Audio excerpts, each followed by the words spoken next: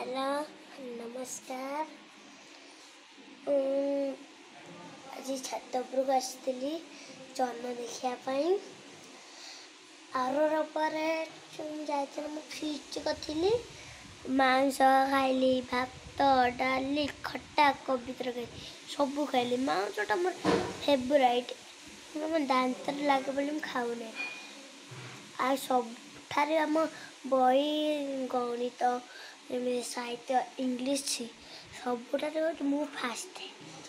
ପରୀକ୍ଷାରେ ମୁଁ ହେଲା ଗଣିତରେ ଜିତିଲି, ସାହିତ୍ୟରେ ଜିତିଲି, ଇଂଲିଶରେ ଜିତିଲି, ମୋର ସବୁଥିରେ ଜିତିଲି। ପ୍ରଶ୍ନ ପଚାରିଲେ କହିଦେଲି। ତମେ ବି ଏମିତି ପରୀକ୍ଷା ଦେବ, ପରୀକ୍ଷା ଦେଲେ ତମେ ବି ଜାଣିବ ମୁଁ ତ ସବୁଥିରେ ଜିତିଛି। ତମେ ତ ଜିତିବ ନା।